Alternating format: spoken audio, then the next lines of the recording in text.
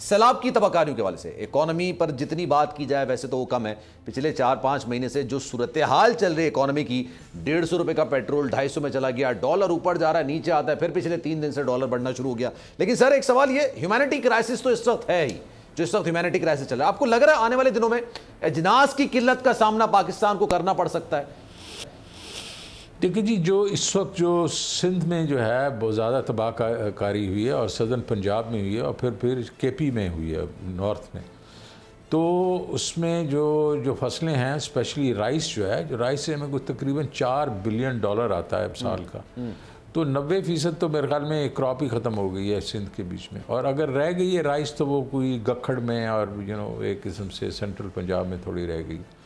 दूसरा इस साइड के ऊपर जो आपका सिंध वगैरह में है, यहाँ आपका प्याज होता है, टमाटर होता है, सब्जियां बहुत होती हैं और वो बिल्कुल तबाह हो गई हैं। उसका आपने देखा कि उसका एक अंदिया आ गया है कि आपकी जो प्याज हम 44 रुपए छोड़ के गए थे, वो कुछ दिन पहले तो खैर 80-85 पे था, लेकिन वो अब 180 पे चला गया और टमाटर 250 पे चला गया।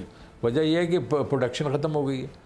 तो ये जो चीज़ें हैं, अच्छा ये हम एक्सपोर्ट भी करते थे, हम तकरीबन $6 बिलियन की एक्सपोर्ट करते थे ये चीज़ें जो है राइस प्लस अदर्स, तो उसमें बहुत ज़्यादा जो हिस्सा है वो हमें उसका नुकसान हुआ। अच्छा, उसके अलावा जो है लोगों को रिहेबिलिटेट भी करना पड़ेगा, उसके लिए पैसे चाहिए होंगे। तो ये जो है, एक तो आपने फूड शॉर्टेजेस की बात की। अच्छा, दूसरा ये है कि ये आपकी अभी ये फ्लड है, अब ये दिसंबर से पहले ही नवंबर तक तो आपको वो जो है वीट का वो काश्त करनी पड़ेगी, तो सो करनी पड़ेगी, और वो कितनी हो सकती है नहीं हो सकती है। फिर इसके बाद जो एक और क्रॉप है जो उड़ गई है, और सिंध जो है वो ज़्यादा तो प्रोड्यूस नहीं लेकिन काफ़ी करता है, और वो है कॉटन क्रॉप उड़ गई है बिल्कुल। तो ये कॉटन की वजह से जो कॉटन, या फिर हमें कॉटन इंपोर्ट करनी पड़ेगी, तो काफ़ी इसमें हमें नुकसान होगा, मईशत को काफ़ी नुकसान होगा।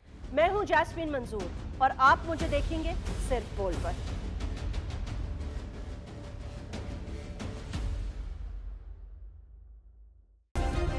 सब्सक्राइब करें और बेल दबाएं ताकि कोई खबर रह न जाए।